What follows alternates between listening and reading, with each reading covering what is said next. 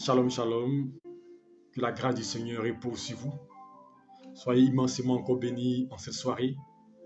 Nous sommes encore à notre temps d'enseignement, notre temps d'échange sur la parole du Seigneur, dénommé entre les mains du Seigneur. Et nous croyons que ce moment est un moment bénéfique pour chacun d'entre vous. Et ça vous aide aussi dans votre marche chrétienne. Que le Seigneur soit avec vous, qui vous guide, qui vous oriente.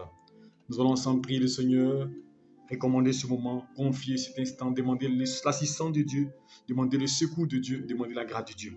Nous voulons te bénir, tendre Père, et te dire merci encore pour ta grâce. Merci encore pour cette énième journée que tu nous donnes, d'être en bonne santé et de pouvoir jouir de la vie. Merci encore de ce que tu as veillé sur, tu as combattu, tu nous as préservé. Père, tu as pourvu à nos besoins. Nous te levons et nous magnifions ton nom, Dieu de gloire et de vie. Nous célébrons ta Seigneurie. Merci pour ta grâce, merci pour ta paix, et merci encore pour cette soirée. Merci pour mon frère, pour ma soeur. Seigneur Dieu, nous sommes d'un temps. Seigneur Dieu, c'est cette semaine pascale. Et nous prions que le Saint-Esprit nous aide encore et qu'il nous conduise, qu'il nous garde. À travers ce temps de prière, à ce temps d'enseignement, nous voulons demander ton assistance et ton aide. Viens nous conduire, viens nous garder et viens nous préserver. Je te confie chaque cœur, que le cœur soit visité par ta parole.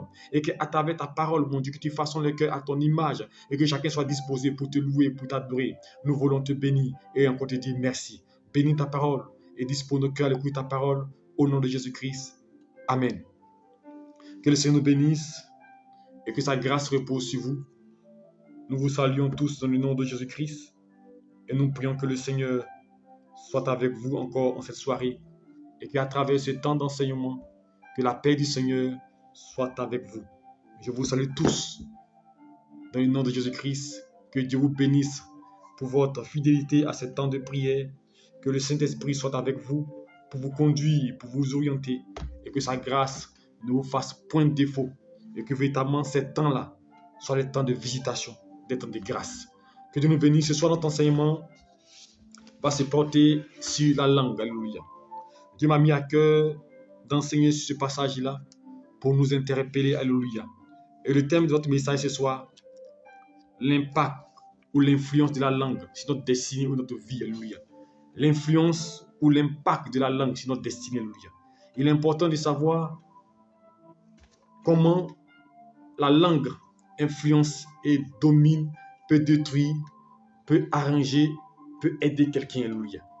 Il est important de le savoir parce que quand nous ne savons pas que nous-mêmes, nous pouvons être nos propres sorciers, nous pouvons être nous-mêmes des personnes qui peuvent s'auto-détruire. Alléluia. Et notre passage va se situer dans le livre de Jacques chapitre 3. Jacques chapitre 3, et nous allons lire à partir du verset 3. La parole du Seigneur est déjà bénie et Dieu est avec nous. Nous lisons ensemble, je fais la lecture pour vous. Il dit, si nous mettons le mort dans la bouche des chevaux pour qu'ils nous obéissent, nous dirigeons aussi leur corps entier. Voici même les navires qui sont si grands et que poussent des vents impétueux sont dirigés par un très petit gouvernail au gré du pilote. De même, la langue est un petit membre, elle se vend de grandes choses. Voici comme un petit feu peut embraser une grande forêt. La langue est aussi un feu, c'est le mot de l'iniquité. La langue est placée parmi les membres souillant tout le corps et enflammant le corps et le cours de la vie, étant elle-même enflammée par la géhenne. Alléluia. Je vais m'arrêter là et après nous allons continuer dans la suite de notre message. Pour introduire nos messages et même introduire ce verset, l'apôtre va faire une comparaison. Alléluia. Il va essayer de faire une certaine distinction, alléluia, entre la langue, pas une distinction, mais une comparaison entre la langue et un navire. Mais il commence par dire que il prend d'abord l'image d'un animal. Il dit, si nous mettons le mort dans la bouche des chevaux, pour qu'ils nous obéissent, alléluia, nous dirigeons ainsi tout le corps. Le mort, c'est, comme on pourrait dire, c'est comme une sorte d'espèce quand même d'objet qu'on met dans la bouche d'un cheval pour le maîtriser, alléluia. Pour le maîtriser et pour l'amener à suivre une direction que nous lui avons assigné, alléluia.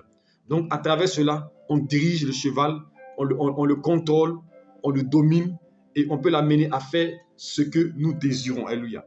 Et ensuite, il va représenter encore la langue avec l'image. Il dit un navire, alléluia.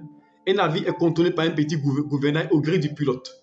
Donc, le navire, tel qu'il est grand, tel qu'on voit le navire, c'est un petit gouvernail qui dirige, qui conduit le navire, alléluia. Alors, il va comparer ces deux choses-là à la langue, alléluia. Il va dire de même, la langue est un petit membre, alléluia. Donc, il va montrer que la langue est un petit membre. Et elle se vante de grandes choses. C'est que c'est la langue qui se vante. C'est la langue qui dit je peux ça, je maîtrise ça. Vous connaissez, tout le monde, nous avons une langue. Elle se vante de beaucoup de choses, même des choses qu'elle n'a pas faites, alléluia. Il dit voici, c'est un petit membre, c'est un petit feu qui peut embraser une grande forêt. La langue est aussi un feu, c'est le monde de l'iniquité. La langue est placée parmi les membres, souillant tout le corps et enflammant le cou de la vie, et étant elle-même enflammée par la géhenne. Donc ici, l'auteur va introduire son propos en montrant comment la langue, qui est un petit membre, est un feu. La langue peut détruire. La langue se vante. La langue est le monde de l'iniquité.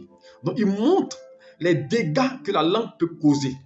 Il montre les dégâts que la langue peut, l'influence que la langue peut avoir sur la vie de l'homme. C'est pourquoi il dit, elle est placée parmi nos membres, souillant tout le corps. Il parle de la langue. Souillant tout le corps et enflammant le cou de la vie. Donc, c'est la langue qui enflamme le cou de la vie. Est-ce que vous me suivez? La langue enflamme le cou de la vie. Donc, la langue influence le déroulé de la vie de l'homme. Donc, ici, Jacques veut nous dire que la langue a un impact considérable sur notre vie. Une influence que nous ne saurions imaginer sur notre vie. Alléluia. Alors, si la langue a un tel impact, que devons-nous faire et comment cela se manifeste? Nous allons continuer la lecture. Au verset 7, il dit toutes les espèces de bêtes et d'oiseaux, écoutez bien, et de reptiles d'animaux marins sont domptés et ont été domptés par la nature humaine. Mais la langue, aucun homme ne peut la dompter. Est-ce que vous comprenez? Ici, l'auteur nous montre que la nature, les hommes, la nature, les animaux dans la forêt ont été domptés par l'homme. L'homme a réussi à les mettre sous sa domination, sous son hégémonie. Mais il dit personne ne peut dompter la langue. Donc vous voyez comment la langue est si puissante. Il dit, c'est écrit, il dit personne ne peut la dompter. Or, quand on parle de dompter, c'est quoi? De la dominer, la maîtriser. Alléluia. Est-ce que vous me suivez? Il dit c'est un mal qu'on ne peut réprimer. Donc la langue est un mal qu'on ne peut réprimer. Un mal qui existe, qui se manifeste et qui agit et contre qui c'est difficile, quand le combat est difficile. Alléluia. Suivons bien. Il dit elle est pleine de venin mortel. Il parle de la langue, hein. Ta langue, là, il dit elle est pleine de venin mortel. Nous sommes dans les conséquences et l'impact que la langue a. Elle est un venin mortel. Par elle, nous bénissons le Seigneur notre Père et par elle, nous maudissons les hommes faits à l'image de Dieu. De la même bouche sortent la malédiction et la bénédiction. Je vais m'arrêter là avant de continuer. Donc vous comprenez par là que la langue, ce petit membre-là, il nous dit que l'homme ne peut pas la dompter, ne peut pas la maîtriser. Alléluia. Et il nous révèle que c'est un venin mortel. Est-ce que vous comprenez? La langue est un venin mortel. Or, un venin, il tue. Un venin, il détruit. Un venin, il anéantit. Donc, la langue est un venin qui détruit. Alléluia. Et il va révéler comment. Il dit par elle, nous maudissons les hommes que Dieu a créés et nous bénissons Dieu. Donc, la même langue bénit et maudit. Donc, il veut parler de l'influence de la langue. Alors, ce soir, notre message va se porter sur l'impact et l'influence sur la vie de l'homme. Je veux dire à quelqu'un, le but de mon message, c'est d'arriver à contrôler la langue. C'est vrai, on ne peut pas la dompter, mais on peut la contrôler. Alléluia. On ne peut pas la dompter, mais on peut arriver à atténuer son impact négatif sur la vie, sur le déroulé de notre vie. Et nous allons voir cela en quelques minutes, alléluia. Mais avant d'arriver là, nous devons comprendre que la langue est le centre du déroulé de la vie. C'est pourquoi justement quand vous remarquez, même dans notre société, notre civilisation moderne, quand on parle de communication, on voit la puissance de la communication. Or, la communication, elle vient du langage, de la langue. Alléluia. Pourquoi aujourd'hui, lorsque des États, ou même comme les gens font des coups d'État, pourquoi ils veulent prendre la télévision? Mais c'est à cause de la langue. Parce que ce que vous distillez comme information aura de l'impact. Alléluia. Quand on dit à une personne que le pays a été pris, alors que c'est faux, imaginez-vous. C'est pourquoi souvent, lorsque les gens veulent mener des coups d'État, qu'est-ce qu'ils font? Ils font tout pour prendre, même s'ils n'ont pas eu le président, ils font tout pour prendre l'outil de communication pour distiller qu'ils ont le dessus. Une fois que l'information est passée, je peux dire à 110%, ils sont déjà un peu victorieux. Alléluia. Donc, la communication est essentielle. Et la communication fait partie du langage, fait partie de la langue. La parole fait partie de la langue.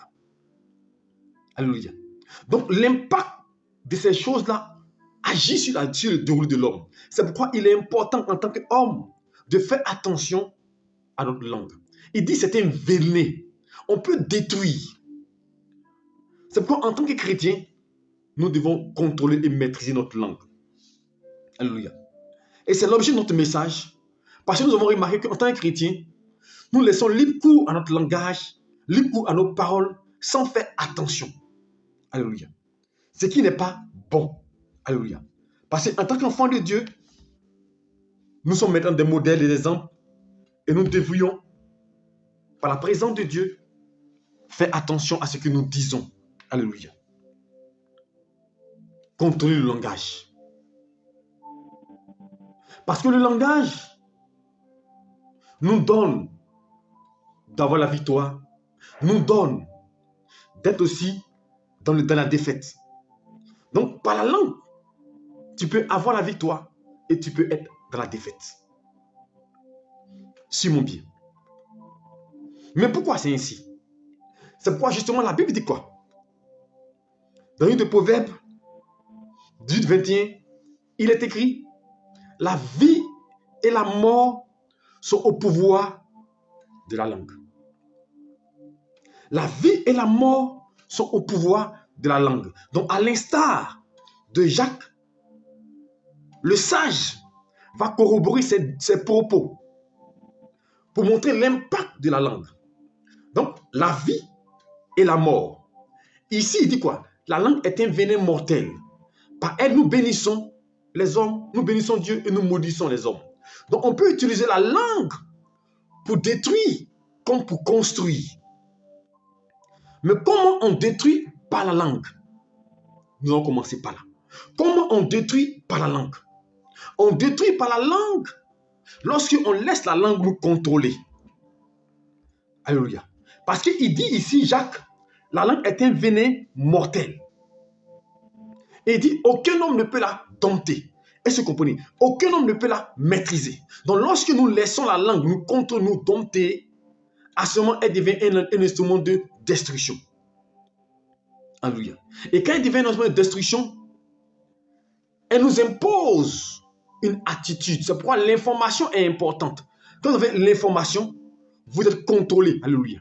Lorsqu'on dit à une personne, je prends un truc simple pour montrer comme la destruction. Je vais prendre des images et des exemples pour que nous comprenions. Quand vous partez à l'hôpital et qu'on fait un diagnostic et qu'on dit à une personne, vous êtes atteint de cancer et qu'il vous reste 3 mois à vivre. C'est vrai, on va dire qu'on vous donne une information. Mais l'information qu'on va vous donner va plus vous détruire que vous aider. Alléluia. Parce que ce n'est pas la maladie en tant que telle qui va vous tuer. Mais c'est ce que vous venez de recevoir comme information. Et la langue va prendre le dessus et vous détruire. Alléluia. C'est pourquoi j'ai l'habitude de dire aux personnes, faites attention, surtout aux médecins que je connais, faites attention souvent aux nouvelles que vous donnez à vos patients. Comme nous avons des enfants et des fils docteurs.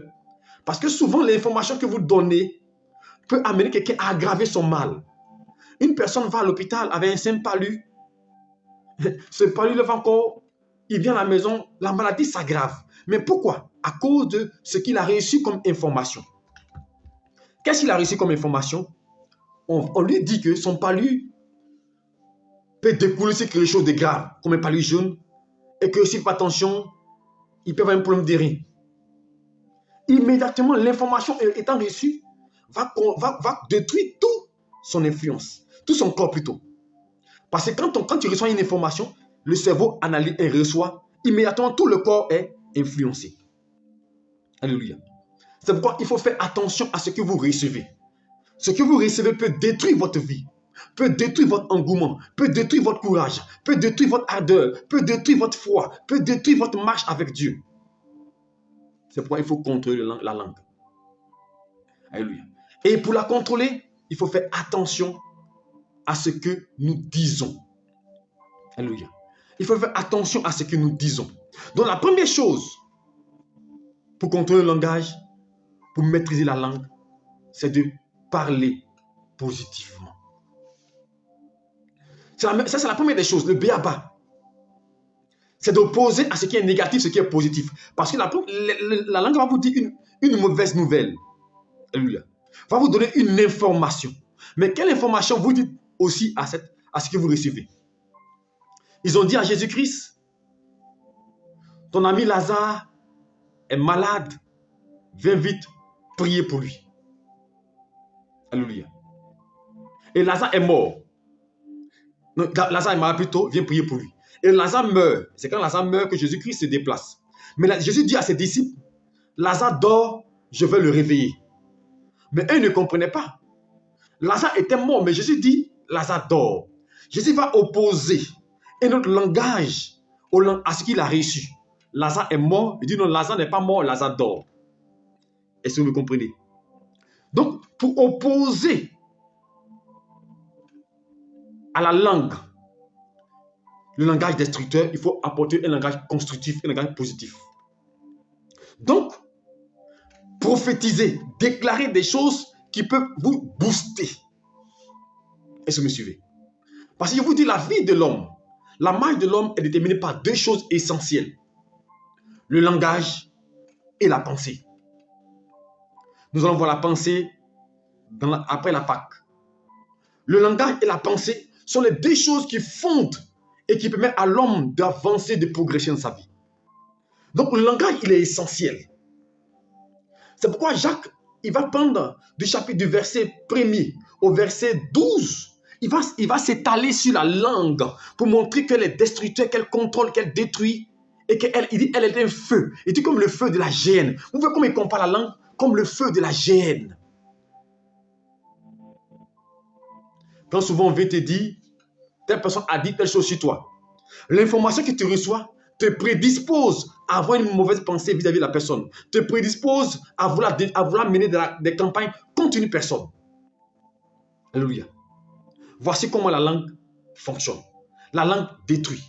La langue influence. Alléluia. Donc il faut contrôler la langue. Donc prophétiser le positif. Donc opposer à la mort la vie. Parce que la vie et la mort sont au pouvoir de la langue. Donc pendant que la langue dit énonce la mort, toi tu dois proclamer la vie. C'est pourquoi j'ai l'habitude de dire à tous ceux que nous suivons fidèles, faites attention à ce que vous dites. Je le dis souvent dans mon ouvrage, mon premier ouvrage que j'ai écrit, je dis l'homme est son premier sorcier. L'homme est son sorcier. Mais pourquoi l'homme est son sorcier? On dit au commencement, Dieu créa les cieux et la terre par la parole. La parole est puissante. Il dit que quoi? Que le ciel soit, que la terre soit. Et les choses se sont manifestées, sont créées à travers la parole. Or, on dit que l'homme a été créé à l'image et à la ressemblance de Dieu. Donc, étant créé à la ressemblance de Dieu, la parole de l'homme a un impact réel sur sa vie. Donc, le langage influence. Parce que le monde a été créé par la parole, par le langage. Donc, vous convenez avec moi que le langage, la parole, est un élément essentiel dans la construction, dans le développement de la vie de l'homme et de sa destinée. Donc, on peut se détruire. Alléluia. C'est pourquoi, en tant que chrétien, en tant qu'enfant de Dieu, nous devons faire attention au langage que nous déclarons, ou que nous utilisons plutôt. Certaines personnes ont un langage très négatif, ont un langage très pessimiste, ont un langage qui rime avec le malheur. C'est-à-dire que dans les langages, on a l'impression que le champ sémantique de les langages est négatif. Je vais mourir, je ne vais pas réussir, c'est difficile, c'est compliqué, moi, ma famille n'est pas bonne, on n'est pas riche. C'est-à-dire que le champ sémantique des langages est rempli de négativité. Mais si vous priez, si vous jeûnez, si vous allez à l'église, vous adorez Dieu, et que le langage que vous utilisez va à l'encontre de ce que vous faites, il va sans dire que ce que vous faites devient inutile. Le langage, il est important. Et en tant que chrétien, nous devons apprendre à le maîtriser. Nous devons apprendre à faire attention à cela. Et pour arriver à cela, nous devons arriver à la maturité spirituelle pour le contrôle du langage, pour le maîtriser, à la maturité spirituelle. Parce que la maturité spirituelle nous fait grandir. C'est ainsi que l'apôtre Paul, lorsqu'il déclarait dans Corinthiens, il dit, quand j'étais enfant, je parlais comme un enfant. Je raisonnais comme un enfant. Mais pourquoi il dit cela?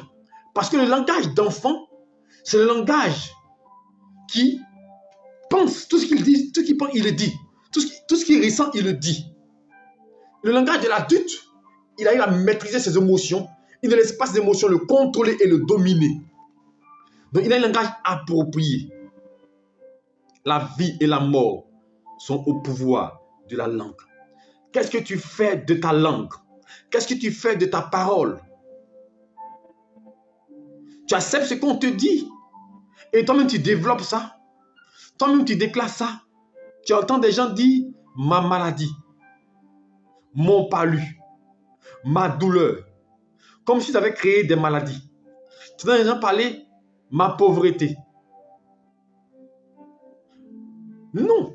Ces genres de langage nous prédisposent à l'échec. C'est pourquoi la Bible a dit dans Matthieu 18, et c'est à dessein quand Jésus nous a dit cela. Il dit, tout ce que vous lirez sur terre sera lié dans les cieux. Tout ce que vous délirez sera lié dans les cieux.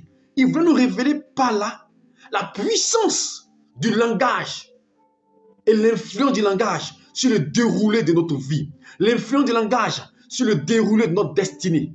Quel est l'impact de ce langage-là? Donc, soit vous déliez, soit vous liez. C'est à vous d'utiliser ce que vous voulez. Il faudrait que votre langage soit utilisé à des fins divins, à des choses positives.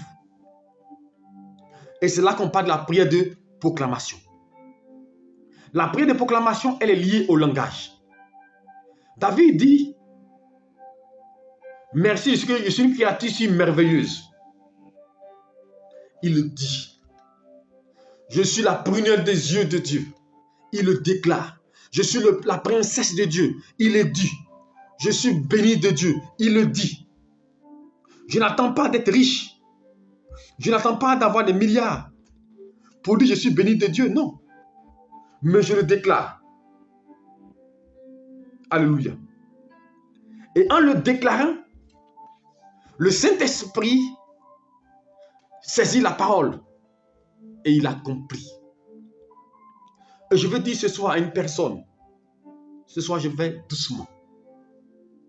Si vous savez utiliser votre langage, vous réussirez dans la vie. Parce que regardez, quand nous prions, qu'est-ce qu'on utilise? Le langage, la parole. Quand nous communiquons avec les hommes, nous faisons quoi? La parole. Nous voulons parler à Dieu, nous utilisons la parole. Tout ce que nous faisons, c'est la parole. Donc la parole, le langage, est utilisé dans notre vie quotidienne régulièrement.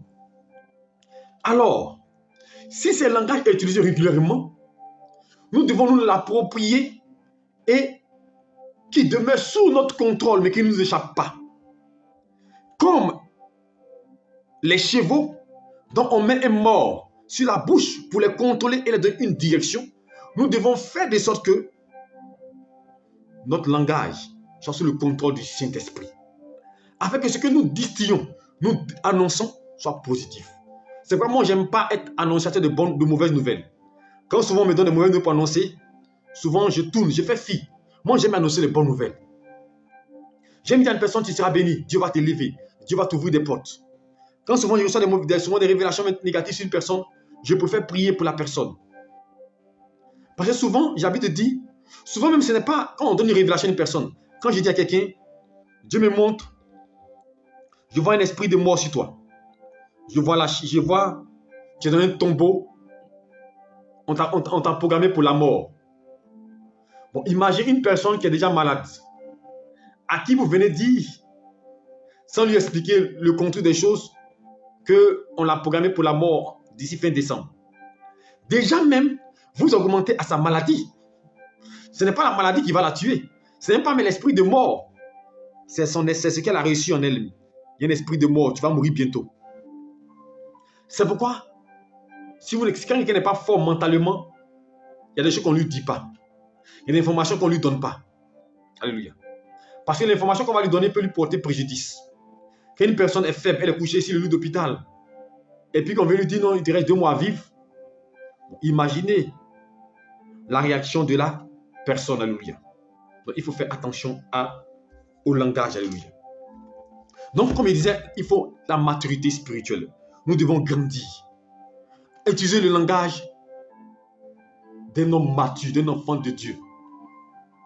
Comme cette femme-là, dont j'aime citer toujours cette femme de Sunem, dont l'enfant était mort. Mais elle a dit quoi? Tout va bien. Voici comment je veux que tu réagis. Quand tu reçois une nouvelle, quand tu reçois une information, quand tu reçois quelque chose qu'on t'a dit, que ce soit les médecins, que ce soit les hommes, dis le contraire, prophétise le contraire. N'accepte pas cette parole. Ne laisse pas cette parole t'influencer et te dominer. Mais dis-toi une chose, je réussirai coûte que coûte. Dis-toi que tu avanceras. Alléluia. Dis-toi que Dieu est avec toi. On dit non, mais tu as un âge avancé. Là où tu es arrivé là, c'est pas sûr que tu puisses enfanter encore. Là où tu es arrivé là, c'est pas sûr que tu puisses travailler. Les gens veulent aujourd'hui des jeunes de 25 ans, 26 ans. Mais toi, tu n'as pas eu un emploi. Refuse ce langage. Refuse cette parole.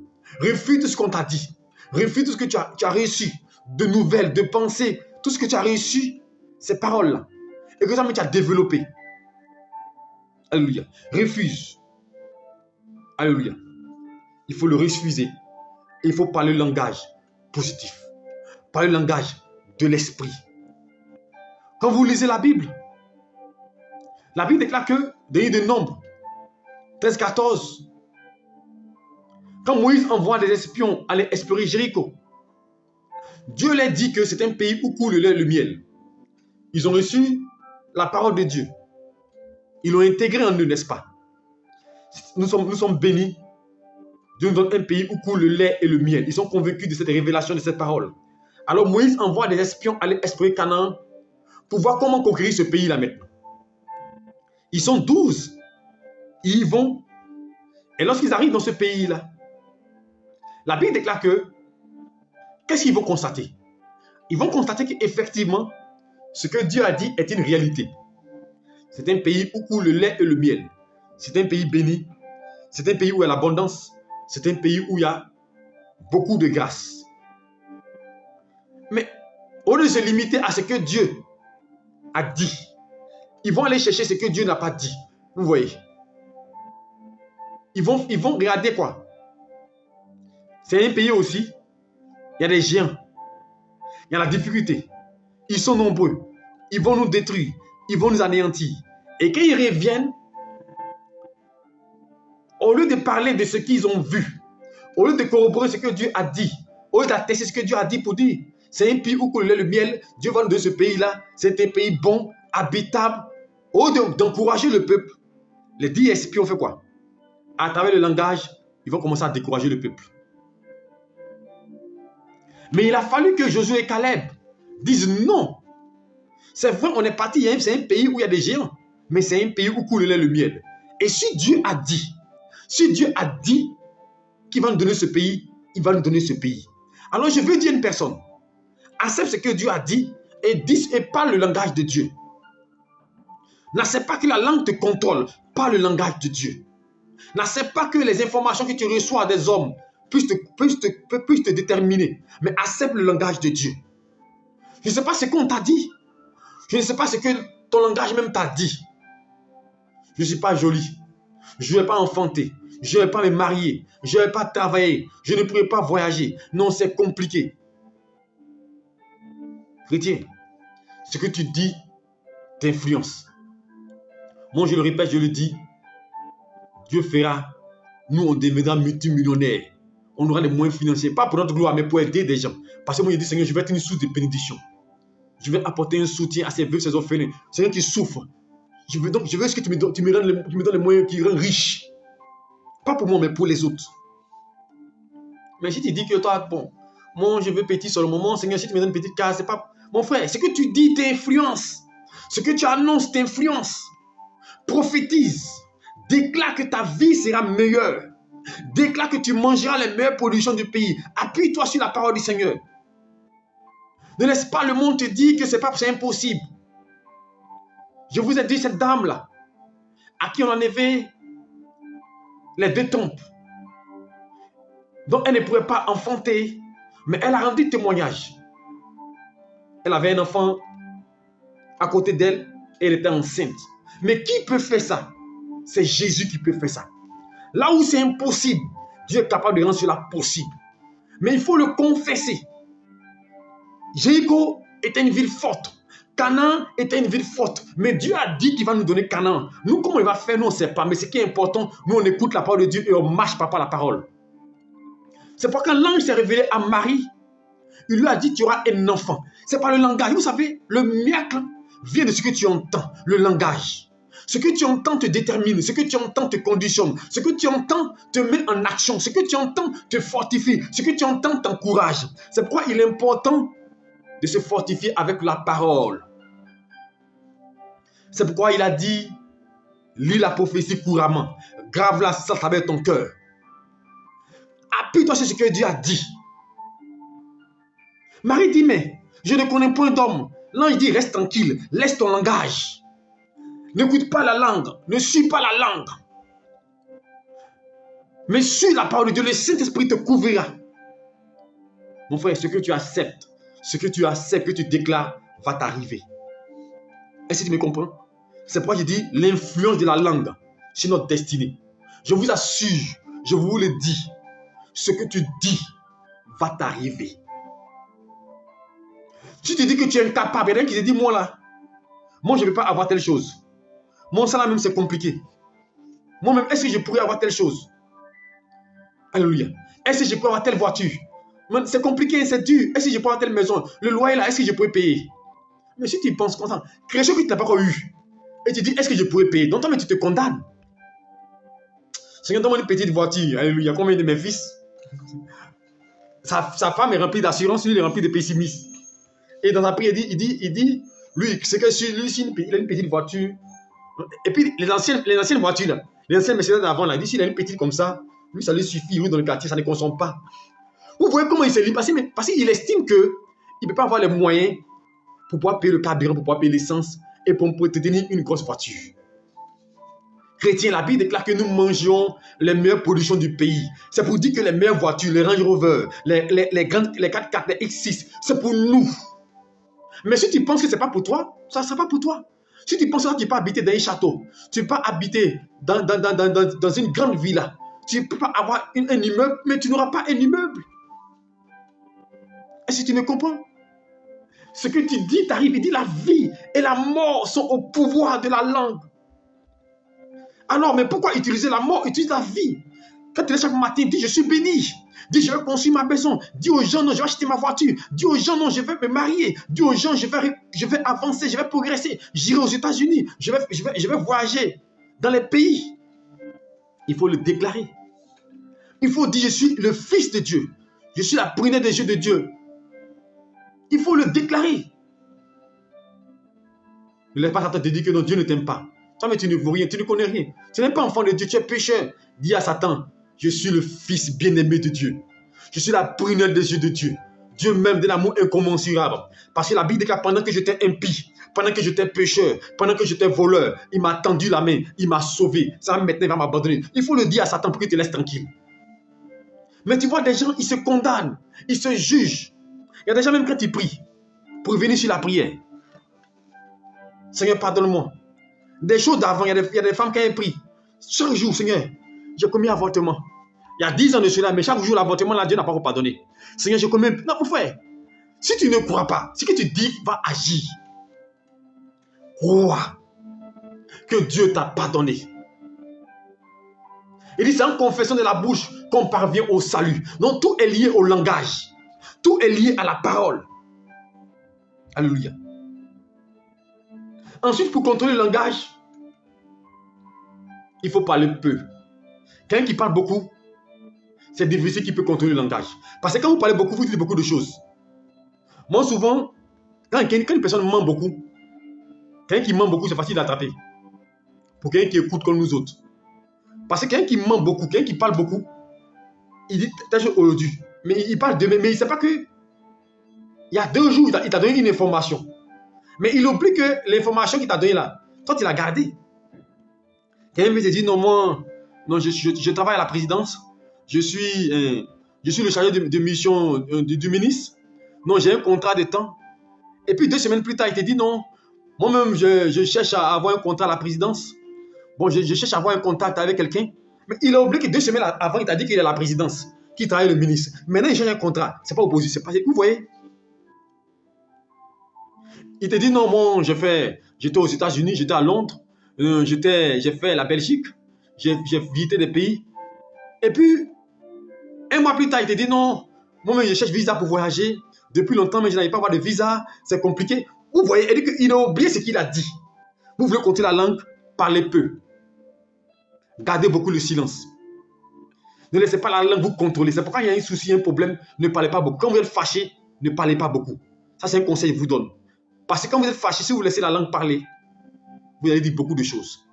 C'est pas moi, j'aime pas régler les problèmes au téléphone. Et ça, je vous donne le conseil. Ne réglez jamais un problème au téléphone. Parce qu'au téléphone, c'est facile de parler. Vous savez, un homme doit parler peu. Quand il parle beaucoup, tu pêches. Quand il parle beaucoup, tu pêches. Donc, vous voulez contrôler le langage, gardez beaucoup le silence. Ne parlez pas beaucoup. Parlez quand c'est nécessaire. Et vous allez contrôler votre langage. Même dans la maison, même dans vos couples. Ce n'est pas tout on dit. On ne parle pas comme ça. Parce qu'à force de parler, tu vas blesser l'autre. Même quand quelqu'un te dit quelque chose, il faut te maîtriser. Parce qu'on peut dire quelque chose de vrai. Mais comment on le dit? Parce que la langue détruit. Et je parle souvent dans les couples. Quand souvent on dit des paroles, on dit des choses, on ne fait pas attention. Mais on blesse l'autre sans s'en rendre compte. On peut dire une vérité à quelqu'un. On peut faire un reproche à quelqu'un. Mais la manière de le dire peut détruire. Alléluia. Et c'est le langage. C'est pourquoi il faut faire preuve de sagesse. On veut contrôler le langage, faire preuve de sagesse. Et au dernier chapitre, au dernier verset, le verset 13, de là, il va s'arrêter. Il dit, lequel d'entre vous est sage et intelligent, qu'il montre ses œuvres par une bonne conduite avec la douceur et la sagesse. La douceur de la sagesse. Vous savez, un enfant doit être doux. Il doit être doux. Si vous voulez utiliser vos langues pour bénir, soyez doux. Apprenez à bénir. Et je le dis, ce n'est pas logique. Ce n'est pas normal qu'un chrétien, quand je vois des gens qui parlent d'état maudit, ils sont possédés. Ils sont possédés. Et ce n'est pas moi qui le dis. Hein. Jacques nous pose la question. Au verset 10. Il commence au verset 9. On va lire d'abord. Il dit, par elle, nous bénissons le Seigneur notre Père, et par elle nous maudissons les hommes faits à l'image de Dieu. De la même bouche sortent la bénédiction et la malédiction. Regardez ce qu'il nous dit comme conseil. Il ne faut pas que mes frères, qu'il en soit ainsi. Pour qui? Pour nous. Et il dit, la source fait-elle jaillir par la même ouverture l'eau douce et l'eau amère? Est-ce qu'une source peut faire jaillir l'eau amère et l'eau douce? Donc je dis aux gens, tous ces pasteurs, tous ces hommes de ces chrétiens qui parlent étant maudits là, repentez-vous. Il dit, est-ce que d'une source douce peut sortir l'eau amère? Nous sommes faits à l'image. Donc nous là, on doit être des gens. C'est l'eau douce que nous produisons. Mon frère, je sais pas, il dit tout aux gens, Élie là, c'est pas notre modèle. On dit Élie a maudit les enfants et puis les lions sont venus les dévorer. Élie, ce n'est pas notre modèle. Moïse, ce n'est pas notre modèle. Arrêtons d'aller prendre des versets dans l'Ancien Testament pour justifier nos actions du Nouveau Testament. On veut maudire les gens. Il dit quand tu es chrétien, là, et c'est lui qui dit, il ne faut pas que de ta bouche là sorte l'eau amère et l'eau douce. Il ne faut pas que tu maudisses et que les hommes. Il dit, nous, là, on doit bénir. Jésus-Christ crucifié, Jésus-Christ insulté, injurié, il bénissait. Il soutenait. Ah, mais qui est notre modèle? C'est Jésus qui est notre modèle. Alors pourquoi nous, aujourd'hui, on est prêt par notre langage à détruire? On n'est pas prêt à pardonner. On n'est pas prêt à aider quelqu'un. Mais nous, on est là. On est les mêmes qui sont là pour décourager les gens. Quand tu veux faire une affaire, non, ça, c'est pas bon. Il faut l'encourager. Donne-lui des stratégies. Peut-être que tu as échoué, mais peut-être moi, quand j'ai... Donne-lui ton modèle. Comment j'ai fait, j'ai échoué. Mais je t'encourage, tu peux réussir. Mais il faut éviter telle chose en le faisant. Non, mais là, c'est compliqué. Il y en a qui non, ça, là, si tu fais, tu n'as pas réussi dedans. Chrétien, il faut t'encourager avec des paroles positives. Il ne faut pas laisser des gens te conditionner. C'est pourquoi l'une des choses aussi, pour maîtriser le langage, il faut marcher avec des personnes qui ont un langage positif. Parce que si vous marchez avec des gens qui passent tout le temps, c'est compliqué. C'est du toi-même, souvent, mais tu en as marre. Je n'ai pas, non, c'est difficile chez moi. Je ne m'en sors pas même. Je n'ai pas ceci. Toi-même, là, toi-même, tu es à côté, là, même, tu es énervé. Marchez avec des personnes qui ont un langage positif, qui vont vous donner à vous booster. Prends courage, avance, tiens bon. Ne perds pas courage, tu vas réussir, tu vas te marier, tu vas avancer, malgré ton âge, tu vas enfanter. Ça te réconforte, ça te fortifie, ça te soutient. Ah, c'est compliqué pour toi, hein? Est-ce que tu pourras terminer même? Est-ce que tu pourras construire même? Ça là même là, c'est trop cher pour toi. Qu'est-ce qui est plus cher? Est-ce que tu peux payer ça? Alléluia.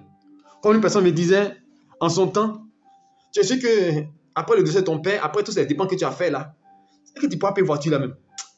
C'est très compliqué, hein? Sa voiture là même que tu pourras payer.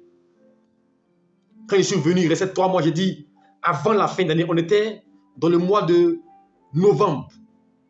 Parce qu'on a fait, on a fait les ossements de mon père en décembre, il y a 2 ans de cela. J'ai dit, avant janvier, je veux un véhicule. Je l'ai prophétisé. Pendant que la situation ne le révélait pas, la situation ne le présageait pas. Et même quand on est revenu des funérailles, c'était difficile. Parce que les prix des voitures qu'on nous disait étaient chers. Et on voulait revoir nos attentes à la baisse. Souvent, quand c'est difficile, c'est dur, on veut revoir nos attentes à la baisse. Bon, comme il n'y a pas d'argent, on va diminuer. Comme il n'y a pas d'argent, on va voir si on peut faire telle chose. On va dire, mon frère. Mais toi-même, tu dis, donc ça va agir. Mais si tu es convaincu, si tu es sûr pour dire, tu es attaché à ce que Dieu a dit, tu dis, il dit, à tes résolutions répondant le succès. Il parle encore de quoi? Du langage. Si tu es résolu, je dis à mon épouse, on dit, on va payer une 4x4, on va payer une 4x4.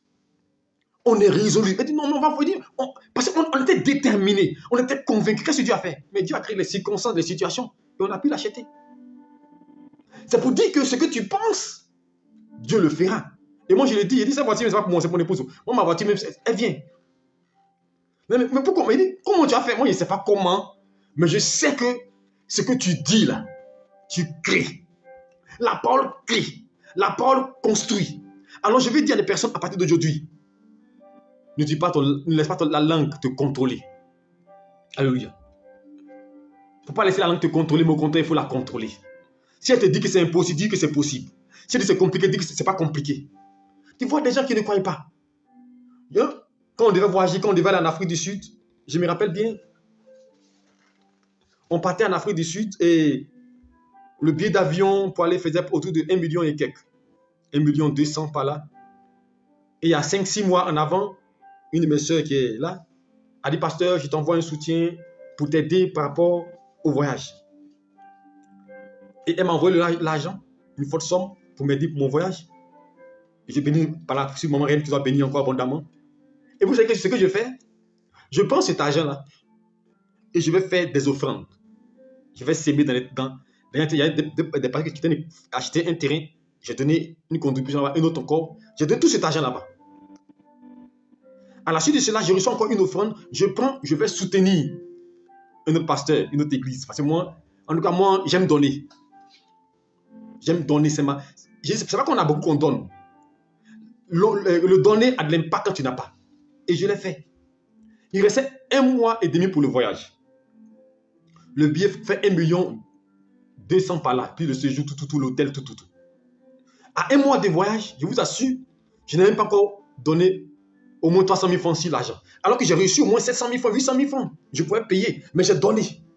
Mais j'étais convaincu que mon Dieu allait exaucer. Je me rappelle le jour où on était à la prière chez un des amis, peut-être qu'il est connecté, le pasteur Amani de l'église Passionné en mission pour Christ, où nous tenons nos différentes prières tous les premiers samedis du mois, sois béni, homme de Dieu. On était à la prière, à une rencontre de notre incarnation, le MOS.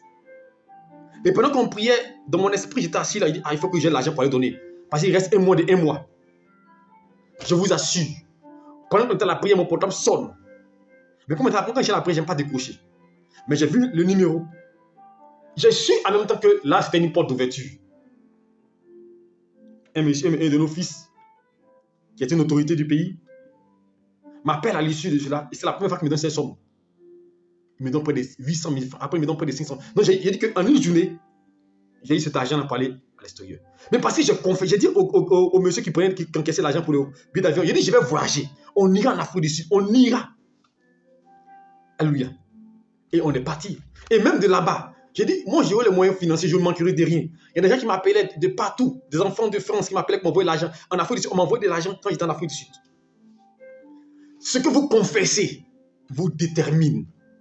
Apprenez à confesser le positif. Les chrétiens sont trop défectistes. Ils acceptent les pensées du diable. Tu as mal ici, tu ne pourras pas enfoncer. Tu as une douleur ici, c'est compliqué pour toi. Ce soir, je veux que tu arrêtes ce langage-là. Contrôle ton langage. Fais attention à ton langage. Et tu verras que ta vie va connaître la grâce et la réussite. Parce que Dieu a mis tout en toi pour réussir. Et c'était mon message de ce soir.